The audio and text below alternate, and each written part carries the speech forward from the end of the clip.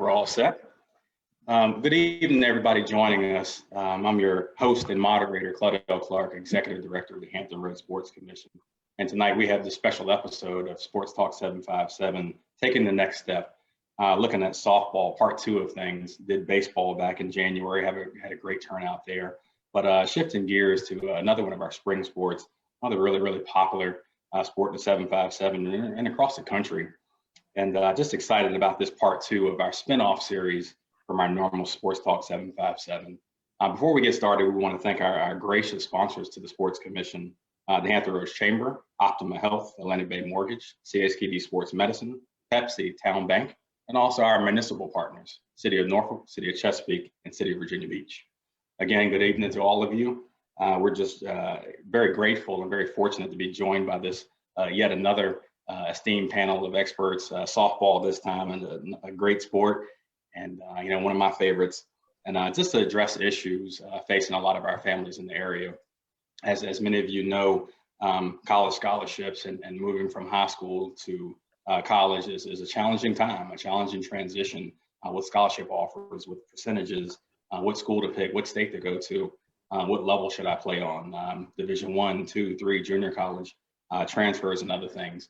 And instead of trying to guess at these things and just put out information, the Hampton Roads Sports Commission has worked to put together panels to address these issues. So tonight with us, we'll introduce, again, just a great group. We're fortunate to have them here in mid-season, really, for a number of them. But Monday, as we talked in coaching terms, an off day, we're happy to have these guys and ladies. Keith Parr, head softball coach at CNU. Good to have you with us talking about peak performance, and we'll get into that more. Brandon Elliott, head softball coach at Virginia Wesleyan University there. Angela Nicholson, head softball coach at Hampton University. Richard Nicholson, assistant softball coach, pictured in the same frame at Hampton University. Brittany Thornburg, assistant AD and head softball coach at Nansemond-Suffolk Academy. Jim Ncaa, who, if you saw the invite to this, was supposed to be with us but could not be, head softball coach at Norfolk State University. We wish him well on a strong start to his season.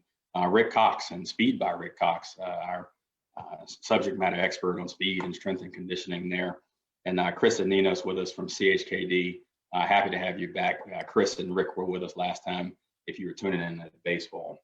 But again, happy to have this esteemed panel of experts with us. Decades of softball experience in front of you, and hopefully, again, a great program to all those who have tuned in. As you listen to this, please feel free to load us up with questions in the Q&A box, and we'll get through those as we go. We want to get started. We have a lot to cover. Jim Ncaa, who was supposed to be with us, certainly an academic guy, certainly runs a great program here at Norfolk State, could not be with us. So Brandon Elliott is going to kind of step in his place and talk some academics. Brandon, are you there? I'm here, ready to pinch hit. Good. So one of the biggest things we talk about velocity and spinning balls and hit balls hard. But before that, coaches ask, what kind of academics does she have, and what does the transcript look like, and then what do these scores look like? So Brandon, if you could kind of take us through, what are some of the basic things that the NCAA clearinghouse is asking athletes and families for, and going from there, how does that process work as you're in ninth grade, becoming a prospect and moving forward? To be honest with you, when it goes through the clearinghouse and you start talking APR and those types of things, Keith and I really, fortunately, I think don't have to deal with that quite often. So I'm going to tell Coach I can't swing right now, and I'm going to get a pinch hitter for the pinch hitter, and see if Angela can jump in for me too. And Brittany's probably had some experience with some of her athletes and dealing with that as well. So if they want to answer that from the clearinghouse perspective, I think they deal with that with every kid, and as you did, Claudel, for a long time. Well, Angela, please feel free to jump in. Well, so as you start going into the clearinghouse, and the clearinghouse is basically what is your step into the to the NCAA. You've got to meet certain criteria. You've got to make sure you're things like you're taking the right core courses, you've taken the right classes, you got to send in your transcripts. All of those things are part of the clearinghouse. Amateurism, all of those things to to make sure that you haven't broken any rules along the way. You know, just to make sure that you are cleared by the NCAA, move forward into university. It's just like the beginning of your process. You get a number, you're known by that number. It's to go on to that official visit. You have to have it done. Part of the process. Do basically with academics. To do with outside income, like if you've been pro, if you've done anything, if you've accepted money, playing, things like that. Certainly. And when you talk about core courses, oftentimes a person may say, hey, look, I have a good GPA, or I've passed all my classes, or I'm making good progress, but sometimes they hit a roadblock when you talk about core courses. So tell us a little bit more about the core courses that the NCAA requires. Yeah, so I've seen where some schools just aren't very good at keeping track and making sure that these kids have taken their Englishes, their science, their histories. All of those are core courses. You know, your arts, your musics, those aren't core courses, but you know, your English, sciences, maths, making sure you've taken so many years and so many courses. And I've seen where kids have slipped through the cracks and like they're one English credit short or something. They had no idea. And GPA requirements right behind that. So you have the courses and you register with NCAA, but you know, is the 3.0 enough? Is the 2.5 enough? You know, what do you look for at HU in terms of GPA requirements, and how does that align with the NCAA? You know, I'll be honest. It can go both ways, and I've had it both ways to where, obviously, when you have a kid that's got a, you know, this fantastic GPA, 4.0, great student, you know, that's great because it helps you out scholarship-wise, you know, because they can get academic money, which helps you spread a little bit more of your athletic money. So, and it also kind of it gives you an idea of, you know, what type of person they are, you know, if you're going to have to worry about this person throughout their 4 years, etc. But I have also had kids that have struggled. They've struggled all throughout high school, and they're for many different reasons: learning disabilities, challenges at home, you know, just test taking, anxiety. There's different reasons, different things. And I have taken a lot of chances on some kids, and knowing that we just have a different academic plan for them, and we just kind of hit them a little harder, and we keep a thumb on them a little more until we figure out what is really the problem, what was the problem, you know, for them receiving the lower GPA or struggling so much in school. And, you know, we do a good job of our resources, making sure we see these kids. It can go both ways. And that kind of takes me into my next question. What are some of the programs and weekly tasks or things that you require of your student athletes there to maintain this high level of academics? Is that a study hall, or is that, you know, group study sessions, or you know, what does this academic schedule look like for you all on a weekly basis? We do a lot of well, study hall is a requirement until you meet a certain GPA. Once you meet a certain GPA, you're then allowed to get out of study hall. But we also try to group the kids up into like groups of 4 or 5, depending on how large our roster is that year. We group them up and we have study sessions together. And our offices, Coach Rick can tell you, because his office is straight across the hall from mine, and his is much larger. And the kids, they're constantly in there, but they come in. A lot of them need to study. They don't like being in the study hall. It's too much for them, and they need that private, quiet time. So they come in our office, usually his office, to be honest. And they're in there getting their time in. So there's a lot of, and we ride at the hotel, you know, part of the itinerary is study hall, study hall, study hall. So, I mean, it's constant. But definitely there's a requirement for study hall for us until you meet a certain GPA to get out of that study. Certainly. And Mr. Nicholson, Richard, while we have you, and this kind of helps us to transition to our next topic, we talk in terms of academics and the person meets those requirements. Obviously, you're looking for tools and athleticism and things to make that prospect ready for your program at HU. So, you know, as you're out with the clipboard, as you're out at the facilities, what's some of the intangibles or tools that you're looking for in recruits as you travel on your trips? Like kids that is very athletic, part one. Kids that play.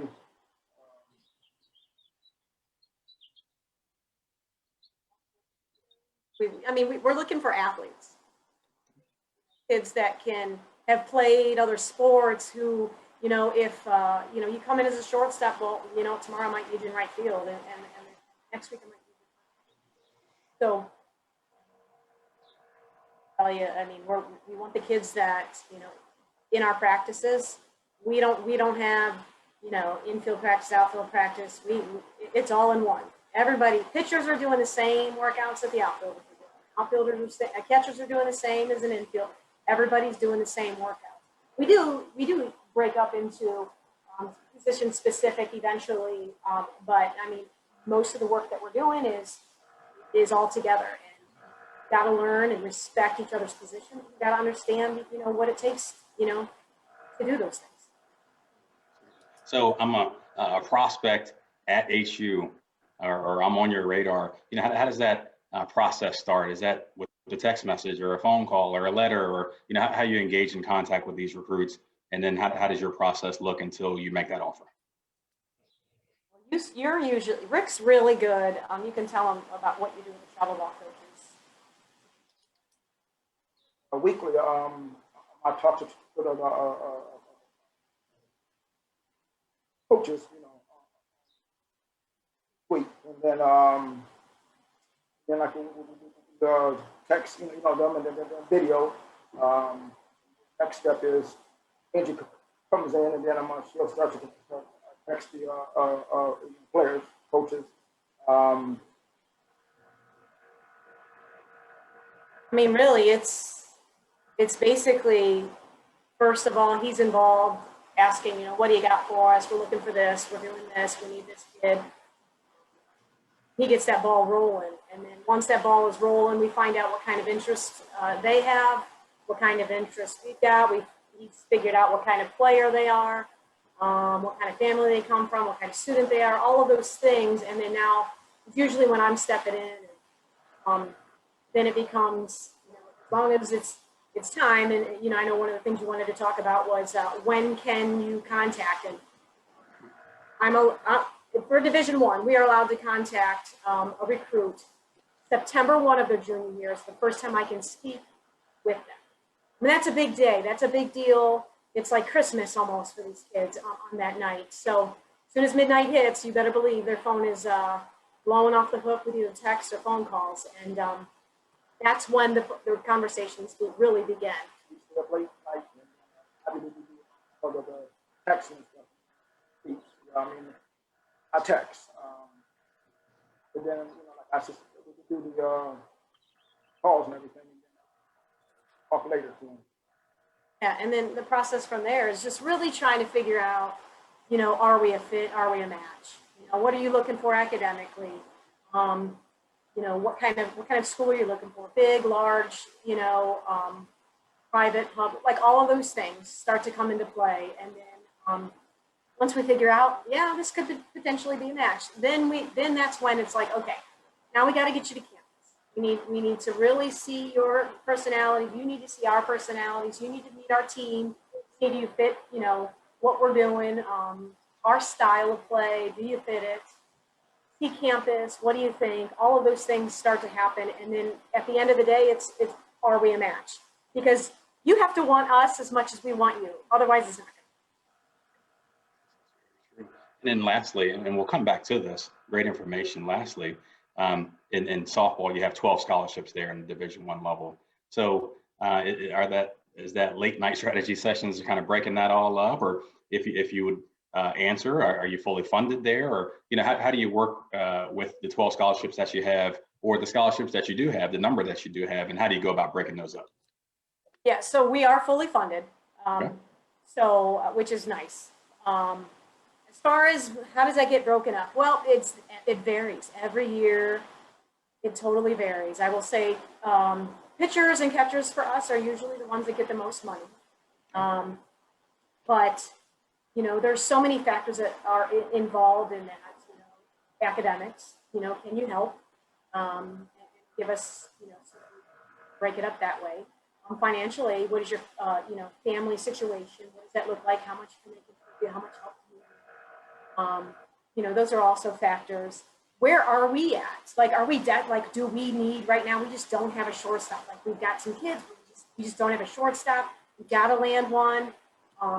And so whatever I got to do, I'm going to do what I got to do. If we desperately need something right now, then I'm, in a position where I've got to offer more money to get her, then I got to offer more money to get her. So it just depends, on the situation, on the year, where we're at with things. So, we just got to kind of take it like that. But we try our best to get high academic kids to help out, to be able to kind of divide that money up even, better. But basically, you just, and every year is different. I might be losing 2 kids. I might be losing 1 kid. So maybe that 1 kid was on 100 that I'm losing. Now I can get 2 and divide that up some way. So again, it's just very different. And right now, oh my God, with COVID, it's completely changed everything. Next fall, if, everything plans out the way it's supposed to be, we'll have 27 kids on our roster. I would never want 27 kids. It's not something I would want, but we were so young before the pandemic hit. I had 19 freshmen and sophomores. I had 1 senior, no juniors. So they all get their eligibility back. Nobody's leaving. Everybody's happy. Everybody wants to stay. We're all good. We had the best start in school history at 15-4. I mean, we were on a roll, and I still had already made offers to 20s and 21s. And so now I got 20s and 21s coming in and nobody's left. So it is what it is. Great information. And again, we'll come back to it, and we see some Q&A popping up on the recruiting aspect. So we'll come back to that. Next, we have with us and returning guest, Rick Cox. And college coaches are looking for these tools and looking for speed and explosiveness. It's Rick's job and many others in the area, but Rick's one of the better ones. Rick's job to kind of get these young ladies ready from a softball standpoint. So Rick, good to have you with us. Thank you, sir. At what point do you start training these young ladies to kind of get them positioned for the different levels of colleges that we have here with us tonight? Well, I start athletes in my gym at 9 years old, but the age that they start lifting, strength training, is 14 and up.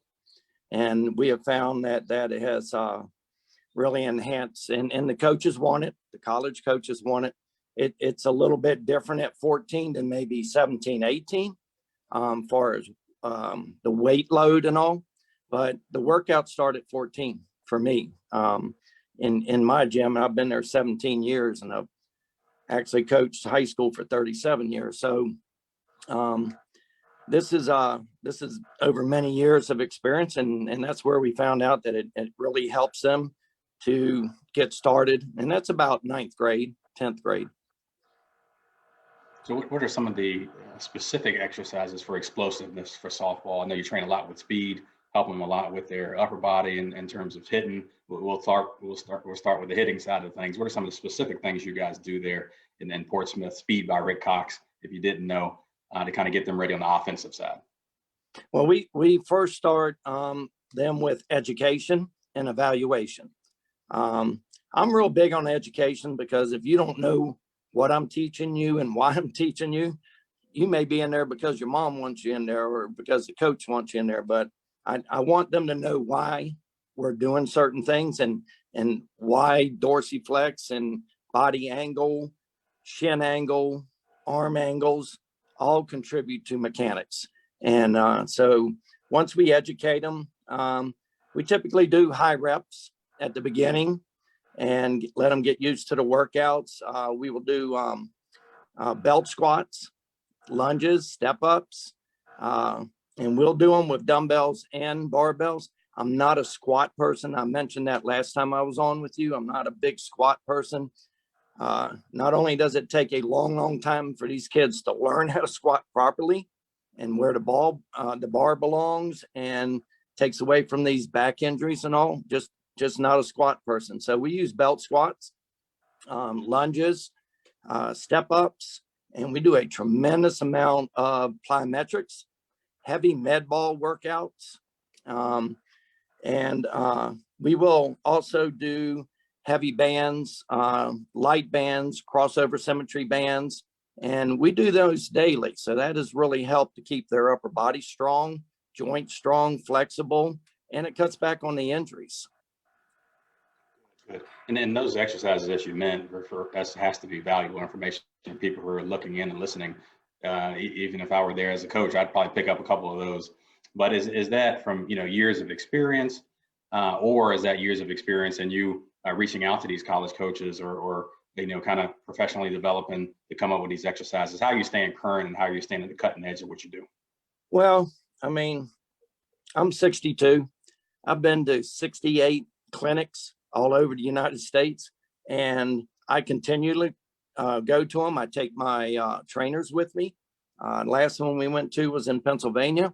So it's just not my professionalism. It's everyone else's. It's listening to coaches, going to clinics. I went to a clinic in Virginia Beach. I was also invited there to demonstrate.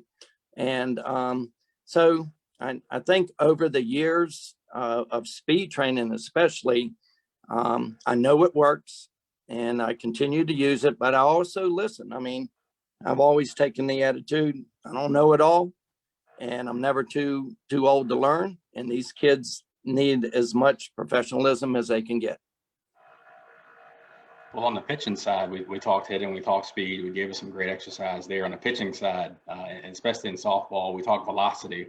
Is there any specific things you do there when young ladies approach you and their families to increase velocity or to enhance what they have going on with that? Well, I agree with the statement earlier that you want to train them as an athlete. I agree with that 100%. But to a point, they're going to need specific training, and we are 100% legs first. You throw with your legs, you pitch with your legs. I've got a couple MLB players I've been training, and they have helped me tremendously with workouts, and they work both for girls and boys.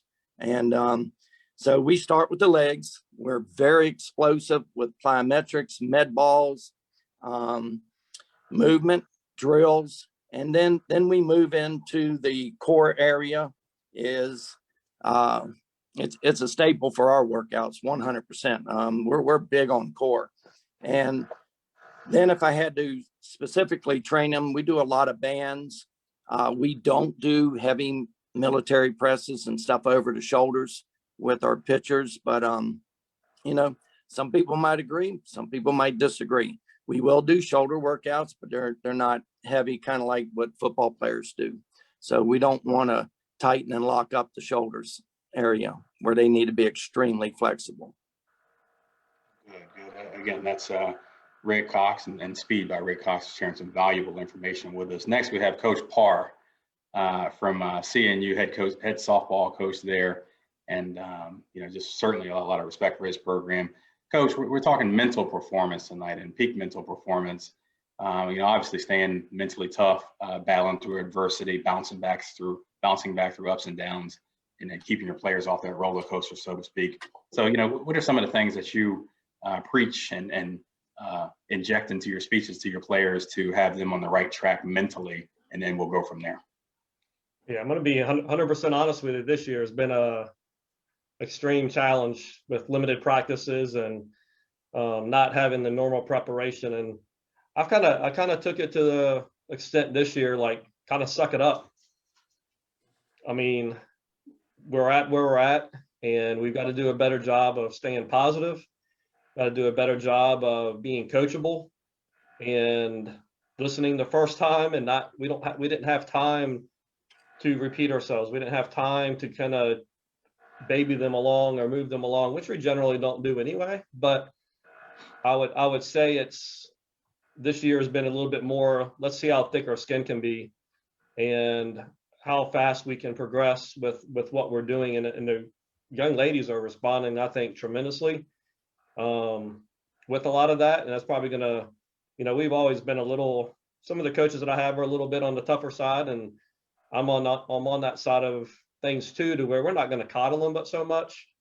I think the biggest thing really is to challenge them at every chance that we have.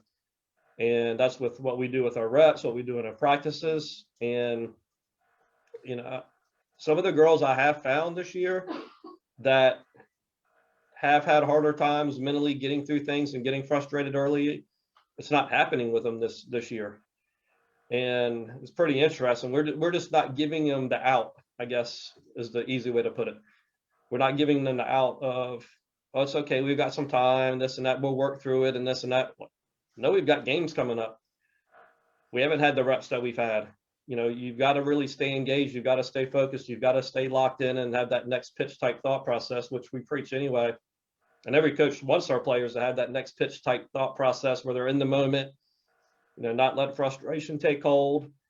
You know, we still see that obviously happening. It's a 100% an easier thing said than done.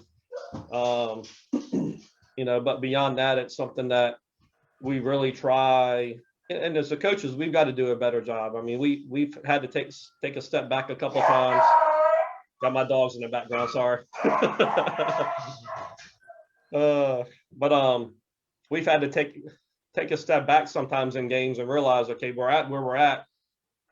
We can't probably have the same reactions, the same emotion that we would if we have had a chance to fully prepare.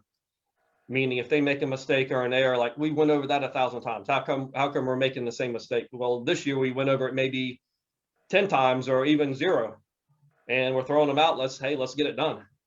You know, and I think sometimes too, you know, for the golfers out there, and Rick said he was golfing, you know, if you don't do a sport for a while, if you don't, like, your expectation level is not quite as high. Meaning if you're not practicing every day, then, you know, out on the golf course every day. I play every once in a while, and my expectations are extremely low. I go out there and hitting the ball here, there, and everywhere else, and it's like, whatever. But if you go and practice it for weeks and you're still doing that, then that becomes frustrating. So I think that's kind of, in some ways, it's been that same type thing that's happened with some of them this year, is that they haven't had the full preparation and they know it. So they're just going out there and playing. You know, if they make a mistake, they know they can attribute it to, like, I'm rusty, I'm not where I need to be. And they really, I mean, they've been kind of a pleasant surprise to us this year with the lack of preparation that we normally are able to have, and still going out there and performing at a pretty high level. Not consistent. There's glimpses of where we're at, and there's still, you know, we're having, our bad innings are worse than they normally are, I guess, is one thing that we are seeing. You know, but the consistency of play has been pretty good. You know, from game one, and like I said, when we have our bad innings, they're pretty bad. You know, so we're just trying to get over those a little bit right now. But we're just challenging them, I think, and not giving them excuses, not making excuses. And there's a lot of excuses that can be made this year, obviously, and, you know, carrying over from last spring. So we're just trying to take a different approach like that and kind of just suck it up a little bit. Let's go play and think more in the present and what we're doing in the same thought process and practice. You've got to practice it, and, you know, they've got to get, you know, kind of used to that aspect of it for us to carry it over in games. So that attitude is certainly seems to serve you guys well, starting off on a pretty strong season. You talked about performing in the moment and kind of, you know, clearing a mechanism to perform. What are some of the ways that you get your players to do that? Is that visualization, or do you have other tools or things in your toolbox to kind of get that done? You know, how do you get them to perform in the clutch or in that time period? And that's one thing I haven't been so cookie cutter on. Some individuals, actually just some of our players, do a great job with it naturally.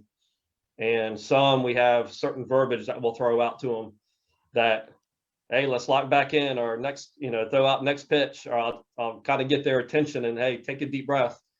You know, because they will let swinging at a bad pitch or a bad call or something like that affect them for the rest of their at bat sometimes. And they've done, I think, actually a better job this year with a couple that have struggled with that in the past.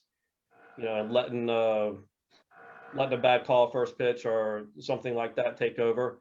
And they've learned as the season has gone on with our games to get better at it. And it's just, we see it, and they kind of realize it's all those are selfish acts on the field.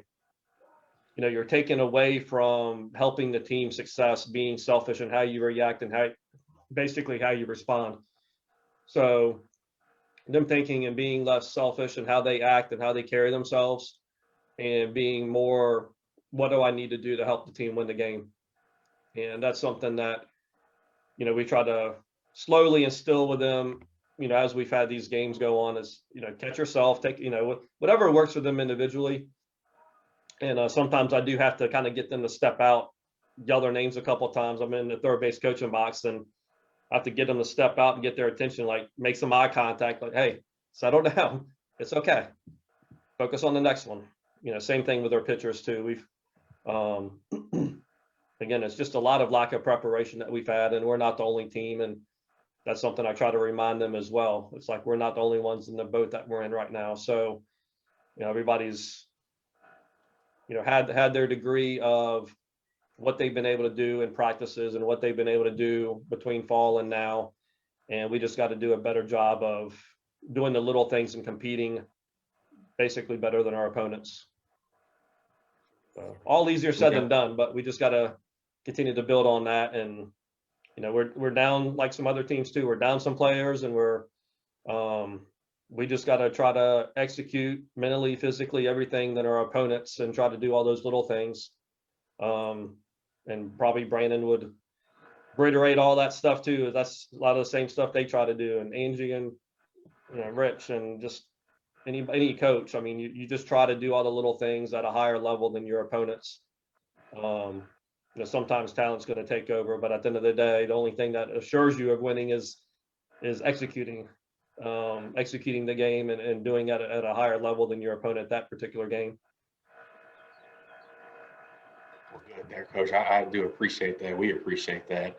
We talked, this physical training and the mental performance in the moment.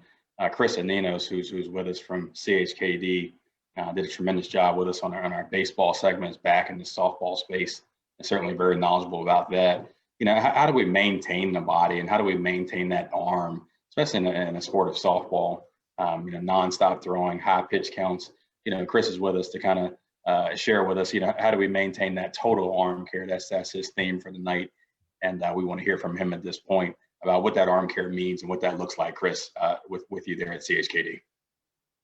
So I think when we talk about arm care, when we talk about maintenance, you hear a lot of these terms, and I'm a physical therapist, so I'm the one usually dealing with when you don't do those things. So I'm the one that gets to rehab them. I'm the one that has to undo what we didn't prevent, or what the purpose of creating these arm care programs. Well, one thing about arm care is you have to understand, all right, we're talking about a multifaceted aspect of a very challenging and difficult movement. So you have to understand, what does throwing do to the body? Throwing it's a very high speed movement. It's a lot of what we consider distraction or eccentric slowing down stresses. So that being said, what does that do to the body? It typically decreases our strength over time, and it decreases our range of motion. So we'll typically see losses of shoulder flexion, which is reaching overhead. We'll see losses of rotation, and a lot of these come with mostly overhand throwing, but we actually do see a lot of changes in our windmill mechanics as well. And I think understanding that is important before when creating these arm care programs. So understand the demands of throwing. What does the individual need? Rick alluded to it earlier, they need evaluations on individual players, because we can't just create certain programs for the same athlete. Every athlete's going to have different aspects of that might benefit them. You might have a tighter athlete. You might have an athlete that's excellent at, and really strong and robust, but maybe they don't have the best mobility, So creating an arm care program is not just about, okay, we need to do band exercises, or we need to do a bunch of scapular exercises. Those might be good aspects to someone's program, but not necessarily everyone's program. And then we also have to understand the time frame of when we're doing these. You know, are we doing this as an off-season arm care routine? Is this going to be an in-season program? Are we, are we chasing some of this preventative maintenance now if some of our athletes weren't able to train, or if some of our athletes because of COVID are coming off of shortened seasons or no seasons? All that's part of arm care. And I kind of relate it to like a diet.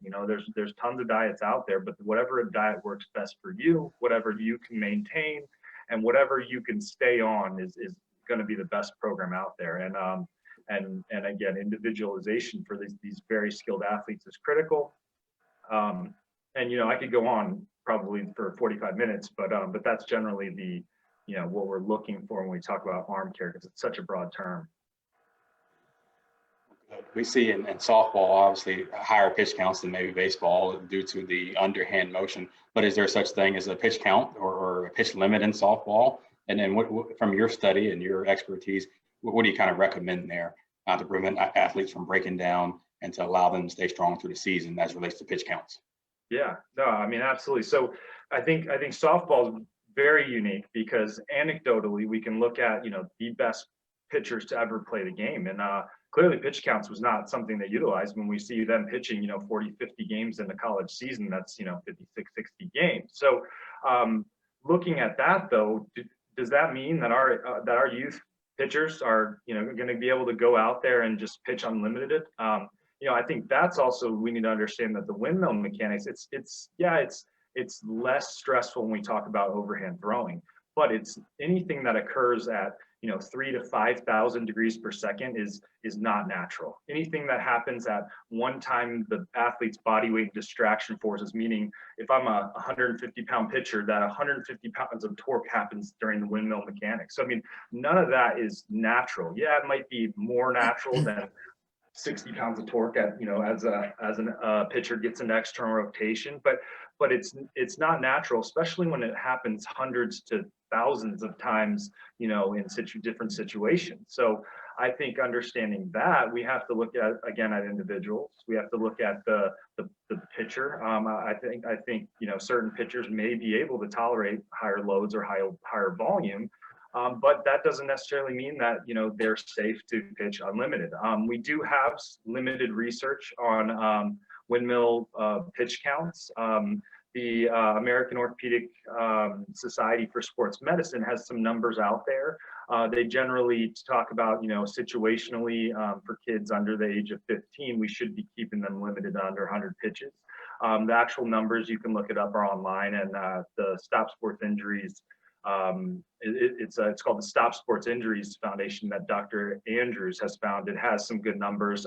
Again, but it's the research isn't quite out there yet, and even in baseball, pitch count research is fairly limited at the higher level. So I think we have to individualize these programs, and as some of the best coaches in our area, you guys probably know better than I, there's so many factors that contribute to the pitch counts. It's not just, okay, we're reaching 100 pitches. It's, how are they locating? What does their technique look like? Are we starting to slouch more? Are we seeing more lateral trunk lean? Do we see changes on the field that are dictating not only performance, probably increases in stresses at the shoulder and elbow? So I think, yes, pitch counts may be useful, but we don't have research supporting that. And anecdotally, we know that some of these pitchers can throw longer and still have excellent performance with less deleterious effects to throwing. But I don't think that means every pitcher should be on that same throw until your arm falls off type mentality, because I do see them in rehab, and then our pitchers or our coaches aren't don't always see them up until 3 to 6 months down the road. And that being said, we need to do more research, and hopefully as a group working together, the medical and the coaching aspect of the sport can get together, because I think it is important. And I think college coaches are starting to lean towards multiple pitchers in a rotation. I was actually doing some research because I had a debate with some family members, they actually, we've seen some of the higher top programs in the Division I are utilizing 2-3 pitchers now. So I think they're starting to see that the research is coming out showing a higher injury risk with consecutive days of throwing. And I think, in 2017, a study came out saying that decreases in strength and increases in reported pain and fatigue were all happening with just, 2 consecutive days of throwing, when, some of these girls that are, not even skeletally mature are coming out throwing 2-3 games or 2-3 days consecutively, games approaching 4, 5, 6 games on a weekend for travel ball, and that's okay. I think that's going to be a challenge when we see the elite pitchers throwing with that type of schedule. But again, I think that's going to be a team approach with not only medicine but also the coaching.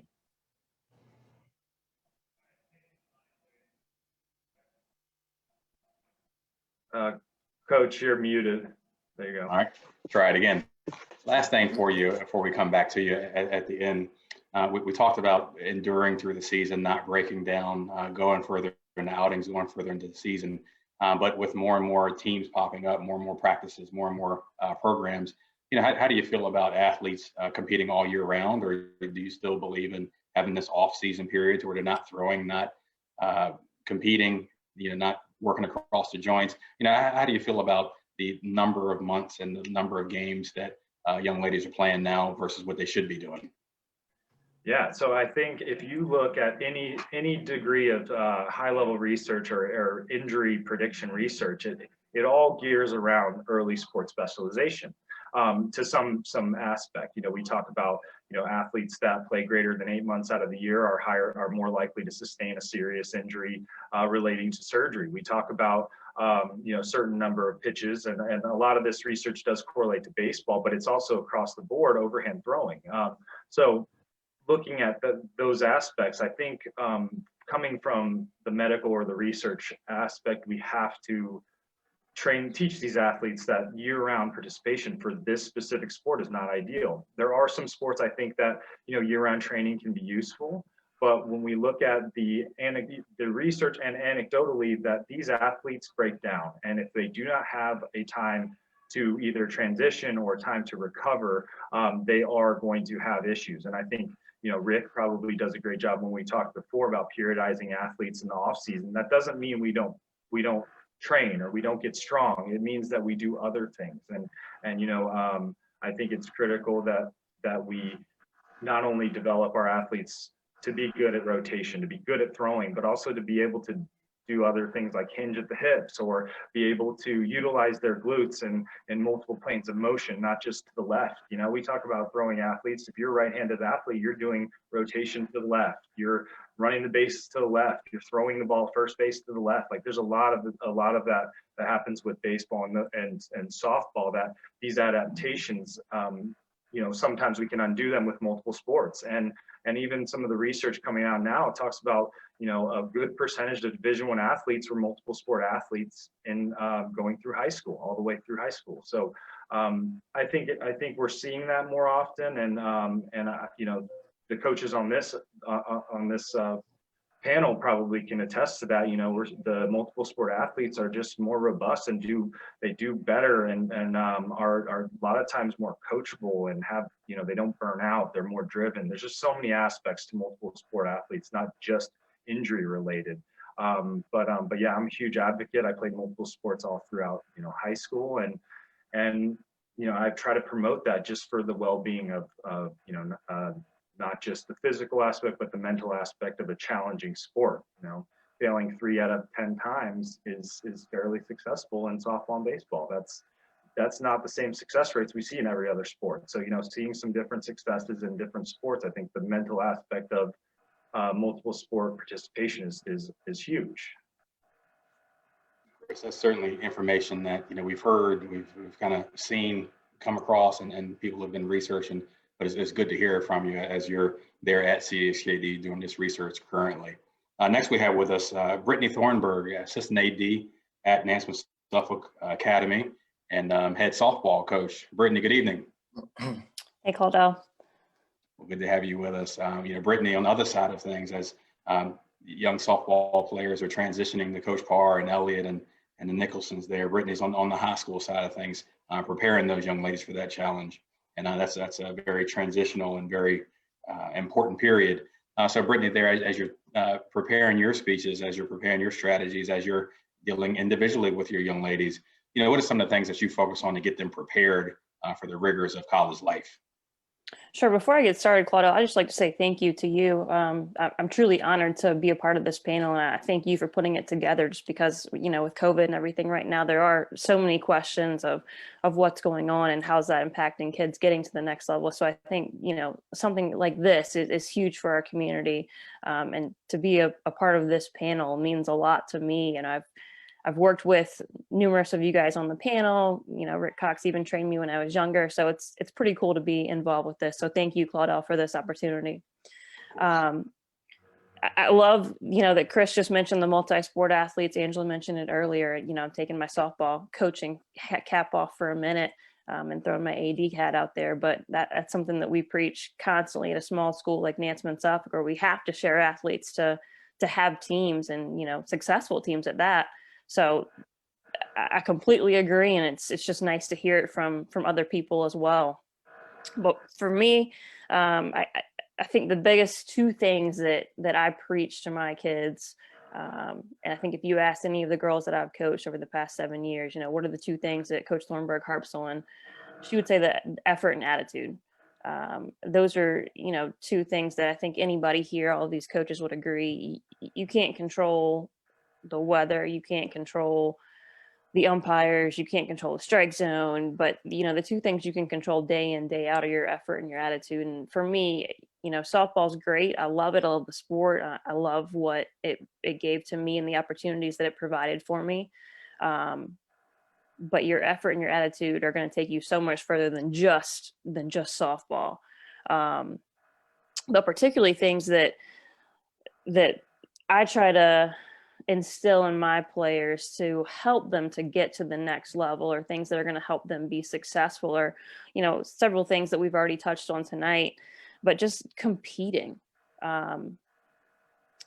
Listening to part one that you did with baseball a couple weeks ago, Chris Finwell with Old Dominion mentioned something that just stood out to me, that, players these days are really good at training, but they're not the best at competing. And that just really resonated with me. I think about, all of our travel ball athletes now, that the majority of what they're playing are these showcases. And sometimes it's taken the competition aspect out of it. I know I've heard it personally from some of my players that that's what they look forward to most about playing high school ball with me, is that it's not just for the college coaches to see, like, you're actually competing and, working towards winning that state championship. So for me, I want them to compete day in, day out. Keith touched on the mental aspect of it. That to me is huge. So many players at the high school level, I think, struggle with that. And I think that's one of the things that's really going to separate athletes when they get to college, if they're fortunate enough to make it to the next level, is do you have a strong mental game? Are you mentally tough? Can you handle the pressure that comes along with playing in the big games, and, be in the box and bases are loaded and you need that run? So I'm constantly trying to push my girls out of their comfort zone. And I explain to them, I want practices to be the hardest thing that you have gone through. So that way, when you get to the games, you can literally just, I don't want to say relax, but, you look forward to game day so you can have fun and just step out there knowing that you've done everything the right way to prepare and prepared for, all possible scenarios. And I think if they can take that with them onto the next level, if they're playing in college, hopefully that will separate them and let them stand out a little bit more. What are some of the ways that you promote or get your girls exposed to the college coaches? Oftentimes people say, should I be on a showcase team, or should I go to a individual showcase, or should I get with a private company to put out recruiting videos? What are some of the ways, if a person's not doing things privately, they're just working through you as a coach in a successful program, what are some of the ways that you showcase your young ladies in front of some of these coaches and others in the region and the country? Sure. So I'll be honest. I have been extremely fortunate with the number of talented girls that I've had come through our program since I've been coaching, and they've all been on relatively decent travel ball teams. And I personally have stayed out unless they've asked for my help. I always, anytime I've got a new player, one of the first questions I ask is, do you have aspirations of playing at the next level? If that question is yes, let's sit down and have a conversation, making sure that you're taking all the right classes, like we talked about earlier with, NCAA. But then to talk further from a softball standpoint, well, are you playing on a travel ball team?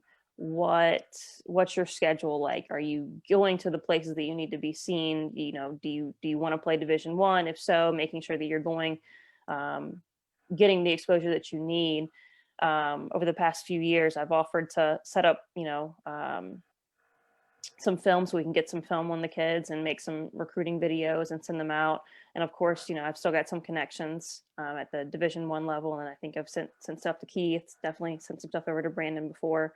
But using the connections that I have to help start some of those conversations if my kids are looking and are kind of clueless or kind of lost as far as where do we start, where do we begin. But I have definitely kept my distance with some, just because I feel like they've already got a handle on it. So it's just more me checking in with them, weekly, monthly, just check in with them and see who they're hearing from and, what can I do to help. And lastly, we talk about balance.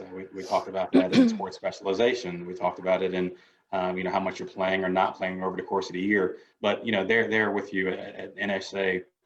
The girls are working hard on the field. Obviously, you have your studying to do off the field, but you have the social component as well. How are you advising them, and how are you being a great mentor to your girls to, really have high standards in all three areas so that they keep themselves out of trouble in all three areas and can move on? Absolutely. So I feel like I'm in a very unique position at Nansemond-Suffolk since I graduated from there as well. So I can honestly say to my kids, I've been in your shoes. I've sat in the same classrooms. I've even had some of the same teachers that they have right now. So I know what the culture's like. I know the teachers, the classes, I know the workload that they've got. But at Nansemond-Suffolk, we definitely harp that academics is the number one. My girls know that if they need to finish a test, if they need to see a teacher, get extra work, all they've got to do is shoot me a text and no penalty whatsoever. Grades have to come first. But I just try and share as much of my knowledge and my experience that I have had in high school as well as at the next level, and just hope that if I can, impact one of those girls in one way or touch them by, a story here or there, giving advice, that's fulfilling to me. Well, Brittany, we can see by the track record and young ladies as most recent as this year, winning some awards with the Sports Hall of Fame and signing some scholarship offers with some of the most prominent colleges on the East Coast and in the country, that you guys are doing a great job there. So, hats off to you there. And lastly with us is Brandon Elliott, head softball coach, and done some great things over at Virginia Wesleyan. Brandon, good evening to you. Good evening, sir. You're like a general manager, man. We could run a professional softball team right here with this crew, right? We got a strength and conditioning, a team doc, we're rolling. I don't want to be the coach though. I'll be assistant. I understand that. I know, very fortunate to have the panel together, and again, for all those listening, just the experts of experts in this area. Coach, we've seen you have some pretty good success, all of our coaches here and even administrators here, but seen you have some pretty good success there at Virginia Wesleyan. So, hats off to you for that. We salute you for what you've done there, because we all understand, how tough it is to get to the championship level and then maintain that. So we kind of have you down as traits of a champion tonight. How have over time have you created that culture at Virginia Wesleyan? And, we hear that word and we throw it around as coaches, and it looks great on these seminars. But, define for us really what the culture actually means. Yeah, I think culture is one of those words, like you said, we throw it around quite a bit, and kind of like what's a good culture and what's a bad culture, and what does good culture look like. And, it's a long time ago, somebody told me, I was a journalism major, and they told me, how do you define obscenity? And I know the answer to that. And so I don't know what an obscenity is, but I know it when I see it. And, I think the same thing can be said about culture, right? And we've all got our different opinions, even what Chris and Rick are doing and Brittany's doing, she talked about culture. in Nansemond-Suffolk. Just, you don't really know what good culture is, but you know it when you see it. It's hard to define, and we're all going to have our different opinions on that. And I just think that it's ever evolving, Claudel. I think it's ever evolving and it's ever changing, because you could say this is the foundation or culture of our program, but we might bring, 9 freshmen in next year. And certainly that culture is going to change, because now you have different personalities. You have a lot more diversity.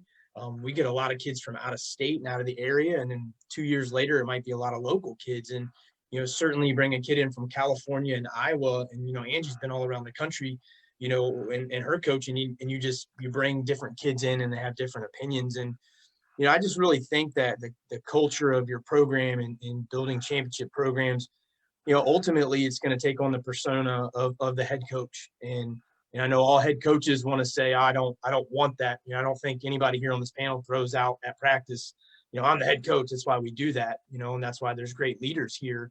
But, that your program is going to take on your persona.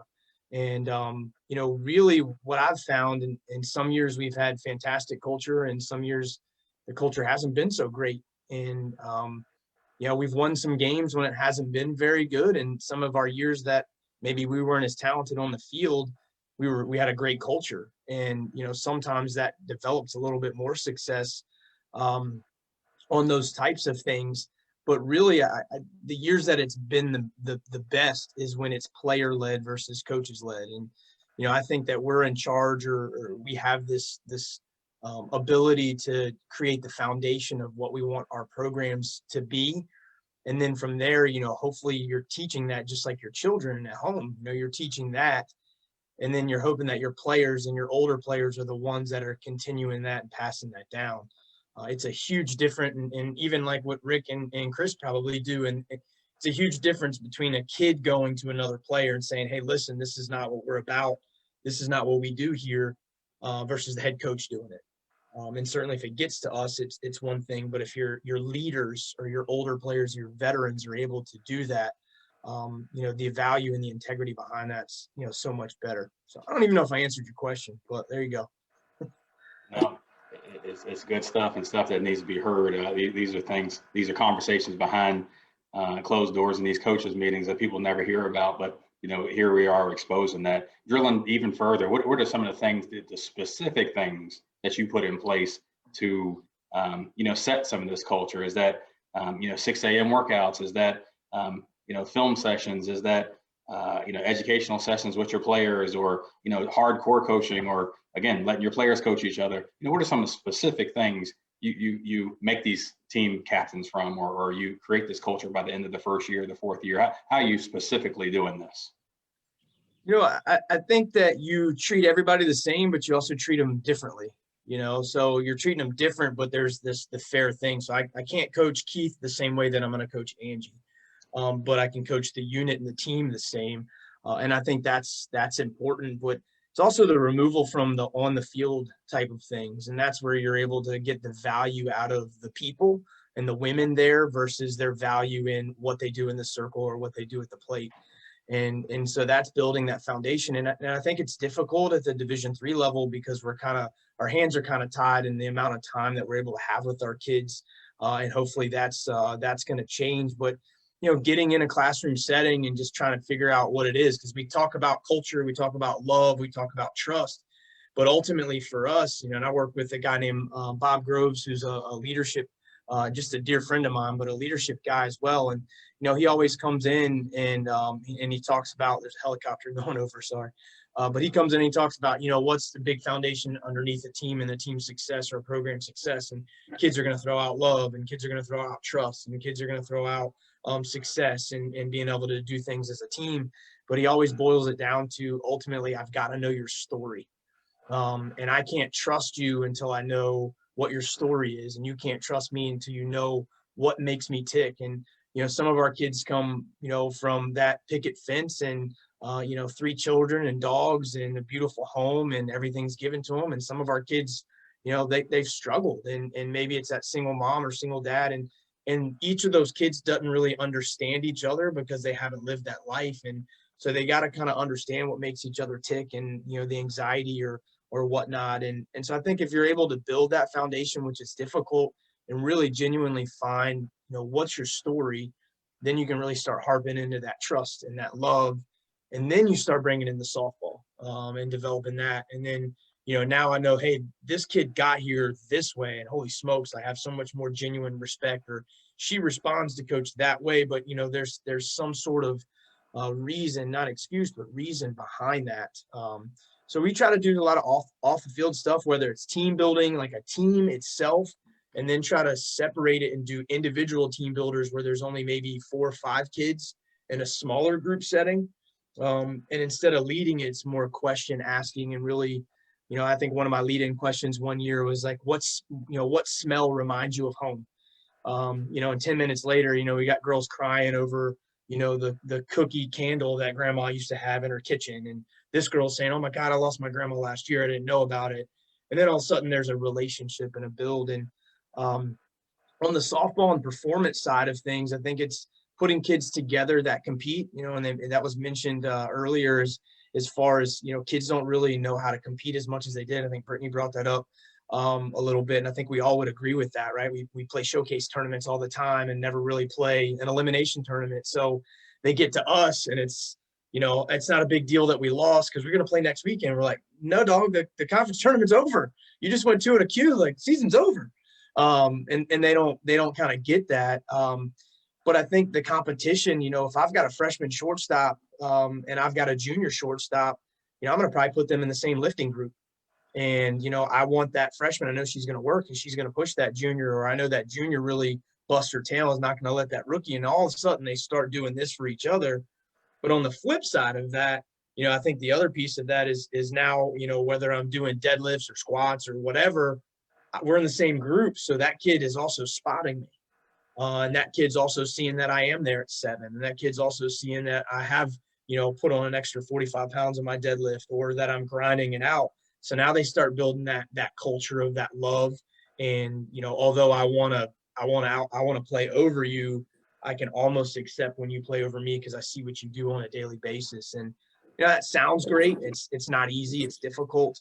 But those are kind of the things that we try to incorporate. And then, just having those open conversations. I wasn't, Hannah Hall is certainly one of the best players that ever played Division III. I never was that good. So when she struggles, or when she struggles with the spotlight, I have a hard time relating to her because I wasn't that guy. I relate more to the kid that didn't play very much and kind of had to grind and work their way through and was just an average player. And so it's just having those open conversations. I think sometimes as a coach, we say, oh, I understand where you're coming from. Not really. I never had the success as much as a player. So, just kind of being real with them. And then the separation for coaches is, I think we have this friend figure and then we have this coach figure, and flipping that switch. And sometimes I have a hard time flipping that switch. But them being able to know they can come in and have a conversation with you privately, I think is important. If you don't have kids in your office talking to you, or just coming to crack or check in or goofing off, there's something you're not doing right if they don't want to spend time with you. Great explanation there. And you drilled way down into it at that point. We talked about positivity. We talked about putting them together in groups. We talked about building this culture, but at times you still have things that kind of go awry. So when you think about discipline, and when you're thinking about punishment, and when you're thinking about, having to get the young ladies and the team back on track, how do you go about your discipline in your program and kind of levying that punishment, so to speak? Send them to Rick Cox. No, I'm kidding. Well, I think that's, everybody's going to have different ways. And I think I'm a little bit more old school and just I like to hit things on the head and go right at it. Claudel played for Nick Booth, so there was no forgiveness in that. And Keith probably heard him across the water when he was yelling at us. The discipline side goes back into what the program's expectations are on that side of things. And, I think we like to write it down, and we like to have definitions of what it is. And if you do this, you get this suspension, and you do that. But I think you also paint yourself into a corner in that. Purposely, we haven't written down what are ramifications outside of our drinking policy in season. We don't have anything in writing as far as our discipline side of things, because it really is a case-by-case situation. And that leaves you the autonomy, I think, as a head coach, to be able to make those decisions as you see fit. And I think just leaning on that, from your kids. And, I tell my girls all the time, I expect you to be perfect, and you're not going to be. So we're going to kind of fall short of that glory. But, the old school, get on the line, we're going to run the dog crap out of you because, we're not getting our bunts down, is not effective. And, it's just not. Or these kids came in out of shape, so we're going to hammer them the first 2 weeks. Well, now your star shortstop's got a pulled hammy and it's blown out for the year, and now you don't have her for 4 weeks. So maybe there's got to be a little bit more conversation, and maybe we got to take a better avenue as coaches to lead them in that. And I think one of the things, examples now, I used to yell and scream when kids were late to practice. Now I don't say anything. They come to me, and I usually just say, Claudel, you were late today. What would you do if you were me? And then you get that bottom lip quiver. They're usually like, Coach, I'd probably send me home. I said, all right, well, you probably need to go home then. And, that lets everybody else relax. Where early in my career, it's scream and yell. And now I got 22 kids that got to deal with me for 2.5 hours of practice because I'm pissy. And one kid that's like, thank God I'm out of there. I was late. So you kind of set the tone and culture there. And then I think kids kind of start policing themselves. And I think you can see that within your program and how kids handle stuff. And, I don't deal with, hey, there's some girls that think this, or, hey, coach, there's a couple girls doing this, or, hey, coach, some of us think. I just say, hey, who? Give me names. Well, there's one girl. Who is it? Let's talk about it. And then let's get it and let's address it and let's have at it. And that's just something over the last couple of years that we've done and just addressing it. But I think when you get into the drama side of things, and I forget who said this, was a Little League baseball coach in Matthews County. I went out and spoke to their 10 and under all-star team like 5 years ago. And Keith probably remembers his name, but I went out and spoke to them. They won the all-star state championship, and he had me come talk. And he inspired me, and he just said, he's talking to 10-year-olds. They didn't know, but he said, who are the two, who's the most successful sports franchise in all sports? And they're all looking around. And said, what about football and baseball? And he said, the New York Yankees, and at that time, the New England Patriots or the Dallas Cowboys. And he said, all right, well, who are the most dramatic sports franchises in all sports? It was the New York Yankees and the Dallas Cowboys or the Patriots. And what he said in that moment was he thinks success and drama go hand in hand. And he said that it's not really the absence of drama, but it's how you deal with it. And if we look at the big picture and we look at the best athletes out there, they're all dealing with drama and dramatics and stuff within their team, but it's not the absence of it, which is what we look for. It's just, how are we dealing with it? How are we moving through that? And, we're going to have it. We have it all the time. We know we do. And not just women. We have more drama when I coach baseball than we did coaching softball. Coach Elliott, great insight there. And, we certainly kind of burned through our time here with great expertise, great insight, great advice. But we wanted to kind of go back around the horn, so to speak, to each one of our coaches and, have some parting shots here. So, Angie and Rich there, again, we appreciate you guys being with us. We kind of got off on this recruiting side of things. Please leave us with something. Leave us with a piece of advice for the young ladies listening, the young coaches listening, that you would just impart on them, instill with them as relates to getting to the next level and being prepared for an HU or other programs. What do you just want to leave with them as it relates to recruiting? Well, I think the biggest thing at the end of the day is truly looking in the mirror and figuring out who you are and being realistic, because I think everybody, it's our world and society has changed. It's, SEC or go home. It's big time or go home. And we've got two great Division III programs and coaches right here on this panel. And those guys compete with anybody too. I play in the fall. We play. They're fantastic. I love competing with them, and I love the group that he has and how they play on the field. And so it's just being realistic with yourself, understanding your ability, understanding what you want to do educationally, and trying to find the right fit for you, because at the end of the day, that coach may be gone. You might not be playing. You got to figure out, is this school where I'm supposed to be if I'm hurt, if I'm no longer playing, all of those aspects. So I just think it's really important for you to be realistic with yourself and know where you're at. And that's by going out, watching other programs, going to camps, putting yourself up against other players. If you're just playing locally, you'll probably have a false sense of who you are and your ability. You got to get out there and be exposed to different teams and programs, and whether it's showcases or camps, travel ball, but you've got to really be realistic with yourself and find out where you stand. At the end of the day, I just think as far as a recruit is concerned, we talked about the showcase side, and Brittany, I 100% agree with you. These kids have got to learn how to compete and what that means to compete. We have lost that aspect. For us, the biggest area is your IQ. Do you know how to play the game? And what does that mean? And so many coaches have taken that away from these kids, and they have these kids robotic. They don't know what it means to compete. They don't have that IQ. They just do what they're told. They're like little robots running around, and that's not going to work.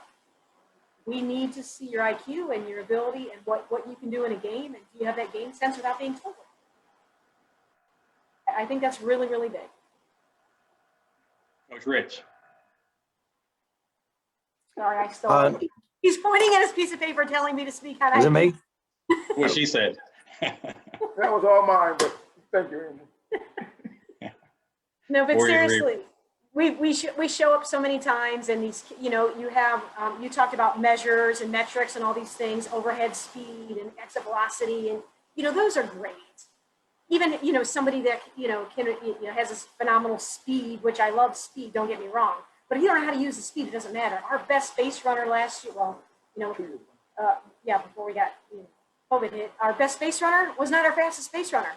It was this kid who could identify a pitch. Like, she literally could read a changeup. She could read the ball was going in the. She read things so well, and that made her so different than the rest of the players. And that was something I could never take away from her. And so it's just the small things like that when we see those things, we're like, oh my God, that stuff. It's really hard to teach. The intangibles of things. We certainly Absolutely. wish you all the best of luck there at Hampton as you continue to recruit, continue to strategize, and one day get back on the field. Thank you very much. There with your girls. Coach Parr, please. We talked about performing in that moment, and you say, Coach, it's simpler than that. Just get it done. Please leave us with something to the young ladies coming up to a CNU or other programs on, how you want them to be mentally tough. Yeah, I was thinking one word that actually used. I had a young lady who was playing majority of the games and ended up finding herself not playing her last game. So she's like most of us are open for her for discussion and her to come in and ask, well, what do I need to do? What do I need to do to improve to get back into the lineup?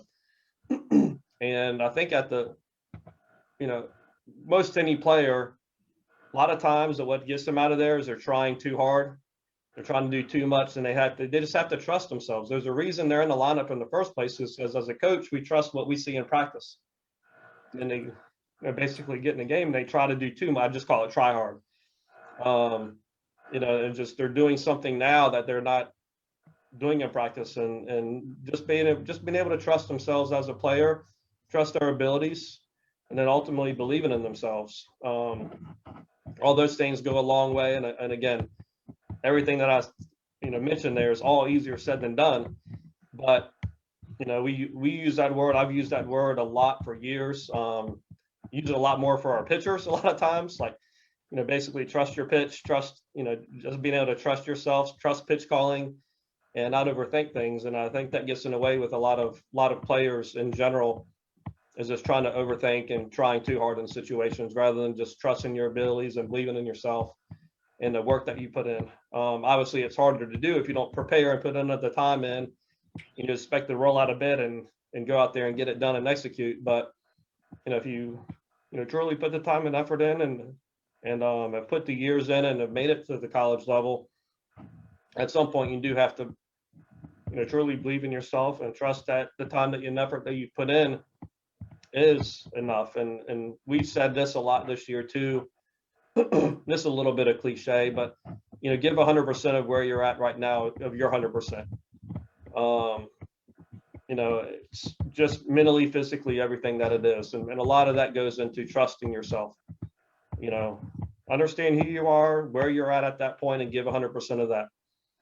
And, that's something, I go back, all of us as former athletes can look back. There's many times that we tried too hard and it was detrimental, or didn't believe in ourselves and didn't trust our abilities just to go out there and perform. And that's just something as young athletes and young coaches too. And I've got to always take a step back and trust myself and my abilities as a coach and what I bring to the table, and believe in myself as well.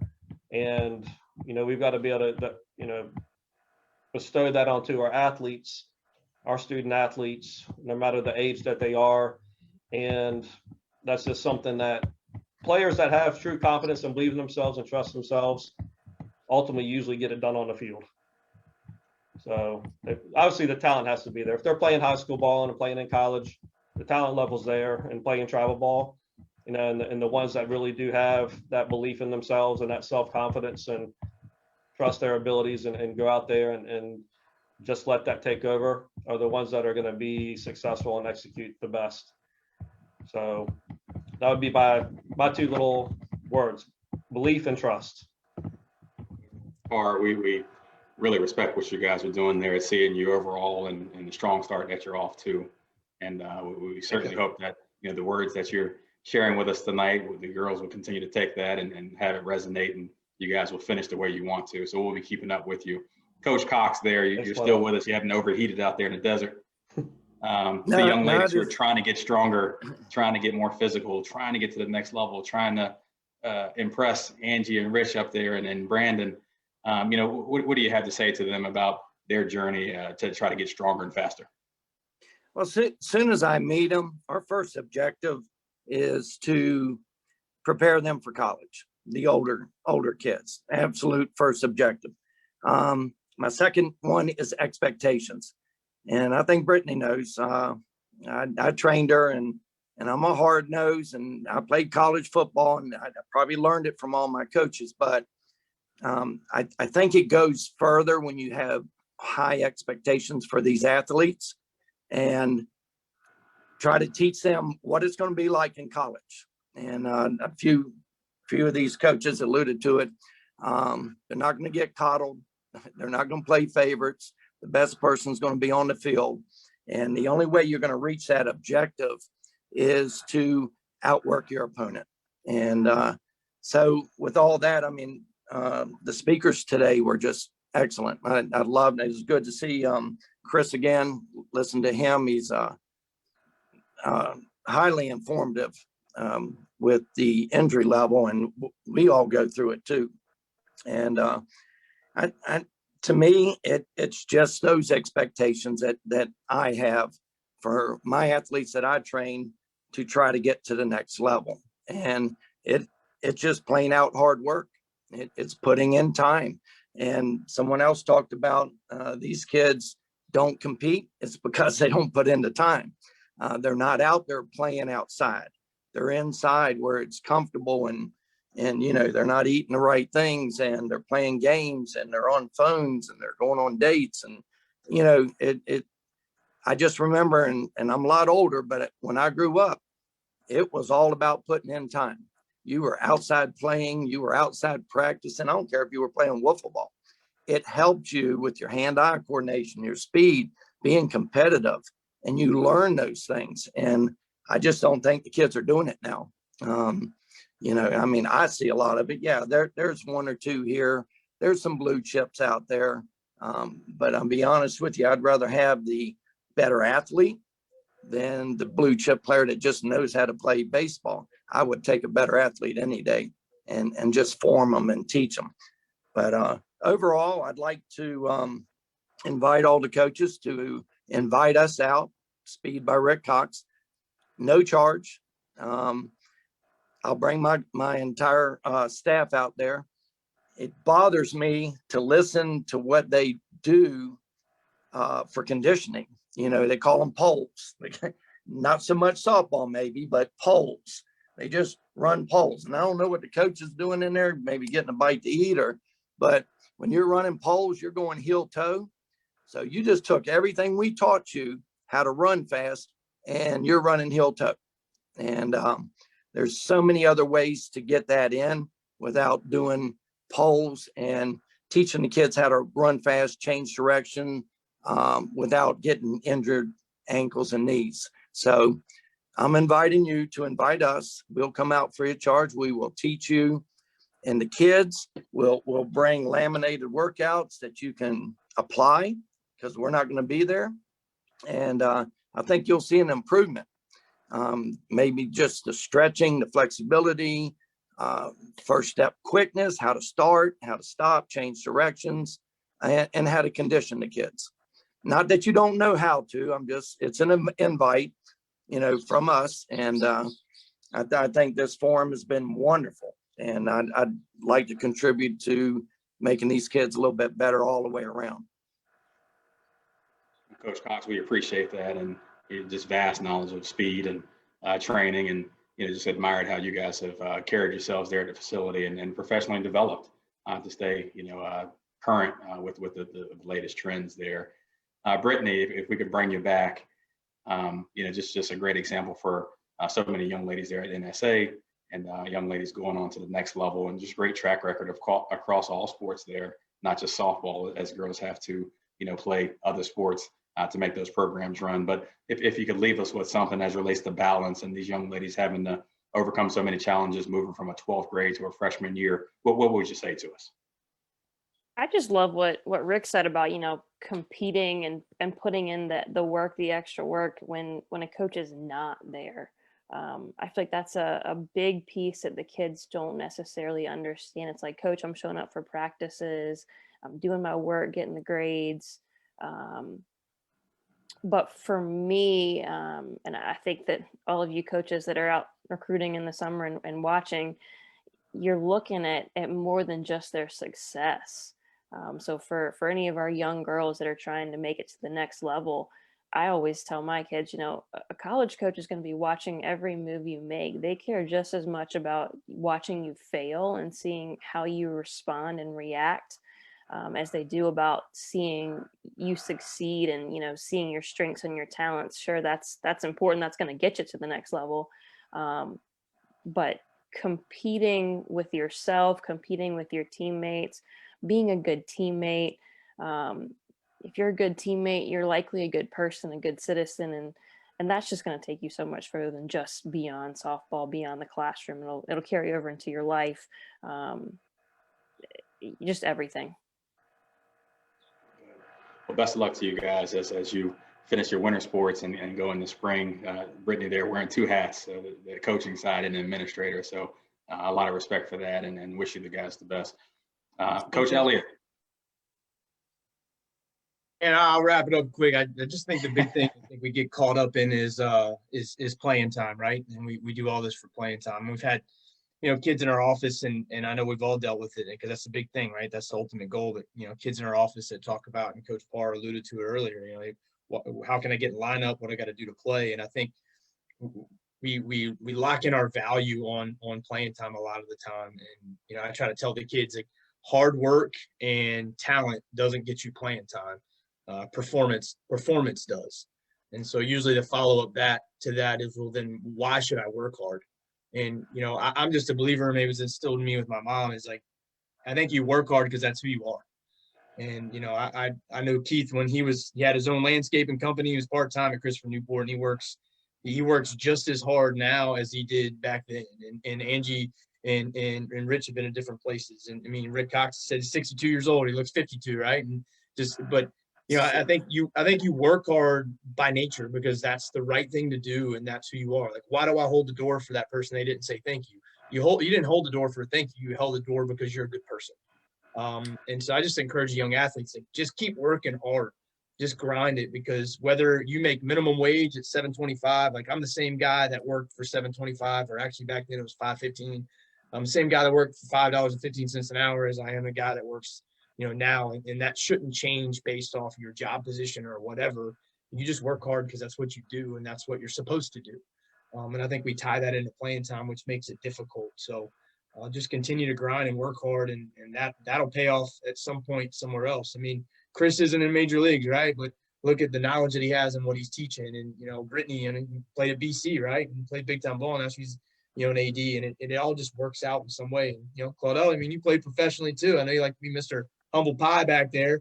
Although your wife, yeah, she might be a better athlete. I'm just saying. But if your kid wants to take a visit, just let me know, because but just keep grinding and working hard. Well, Coach, we appreciate that, and best of luck to you. I know you're early in your season, trying to drill down to get that culture the way you want it to. So respect there, and best of luck to you, Chris. If you'd finish us up here, and we talked the anecdotes there, we talked the research you guys were doing, and it seems you're even more knowledgeable and versed than last time. So we appreciate what you bring to the table. Please finish us off here. Yeah, so I think it's what's really important outside of getting, all the coaches to know polls are no good for you. Thank you, Rick. I wish you could tell my coach that. The amount of polls I have run, geez, I can tell you that much.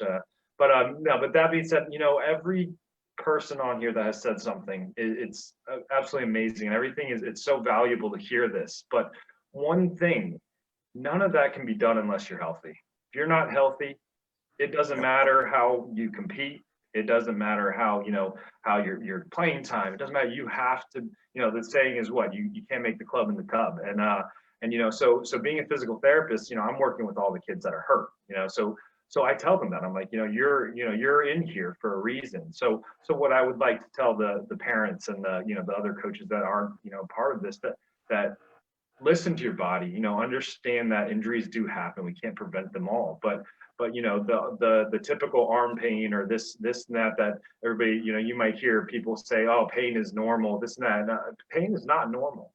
Pain is common, but it's not normal. And listen to your body, because there are so many preventable things we can do before these injuries become more serious. And there's resources out there. CHKD alone has plenty of resources that are free, that if you have any concerns, reach out and get a professional opinion on something, and talk to your coaches, communicate with them. That's just as important, because me as an athlete, when I played, I was afraid to kind of talk to my coaches when things bugged me, but it turned into some more serious issues, and then that turned into issues where I was off the field longer. So if I would have spoke up and said, oh, my hamstring, I think I tweaked it on that last sprint, it wouldn't have caused me to sprint 3 or 4 more sprints and end up having a partially ruptured hamstring. So speak up and communicate. And I think as coaches, you guys all do a great job of communicating and having your players come to you. But I know there's coaches out there that don't have that same relationship. So be open with your athletes. Allow them to communicate without any, reprimand or, without any issues. And again, if they get hurt, that's going to happen. But a lot of times, we are afraid because we don't want to cause more stress to the team. But in the end, if you're not healthy, you can't help the team. So hopefully that makes sense. And again, Claudel, I really appreciate you having me again. This is great. I'm really honored. And me being working more with baseball, it's really great, because I really do enjoy working with softball, and I actually play softball now more than I do baseball. So but yeah, so thank you, and hopefully that was informative for you guys. Chris, we certainly appreciate that. Our number 9 hitter, so to speak, but certainly, not at the bottom of the lineup.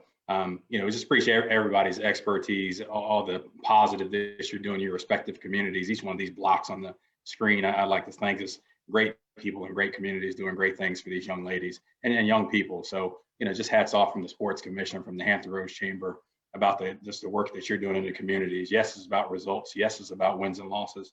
But you guys are just changing the lives, which and sometimes we forget that as coaches, but just really changing and influencing the lives of these young ladies and people around your programs. Certainly hats off to you.